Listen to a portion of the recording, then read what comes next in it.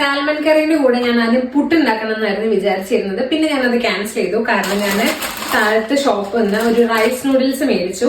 നമ്മൾ ഇൻസ്റ്റാഗ്രാമിൽ ഇങ്ങനെ ട്രെൻഡായ കുറെ വീഡിയോ ഞാൻ കണ്ടിരുന്നു. റൈസ് നൂഡിൽസ് വെച്ചിട്ട് നമുക്ക് നൂൽപുട്ട് ഉണ്ടാക്കാൻ പറ്റുന്നുള്ളത്. അപ്പൊ ഞാൻ ഇത് ട്രൈ ചെയ്യാൻ പോവാണ്. നോക്കാം.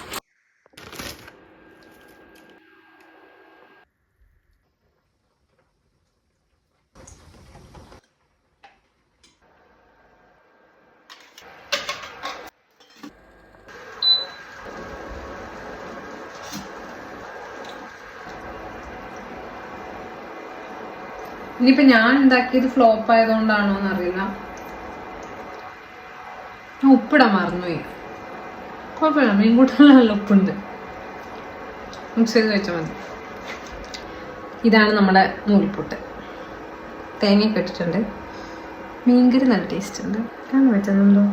ഇത് ഉപ്പിടാൻ മറക്കരുത്. ഇത് കുക്ക് ചെയ്യുമ്പോൾ ഉപ്പിട്ടിട്ട് കുക്ക് ചെയ്യുക. പിന്നെ കഴിച്ചോക്കട്ടെ. ഇത് രണ്ടും കൂടി മിക്സ് ചെയ്ത് കഴിക്കുമ്പോൾ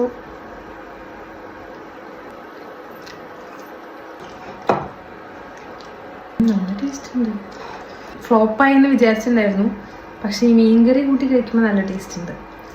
ശരിക്കും നൂൽപുട്ടിൻ്റെ പോലെ ഉണ്ടോ എന്ന് ചോദിച്ചാൽ ഇല്ല. പക്ഷെ കുഴപ്പമില്ല. എന്തോ ഒരു സാധനം. ഇത് രണ്ടും കൂടിയും കൂട്ടി കഴിക്കുമ്പോൾ ഒരു ടേസ്റ്റ്.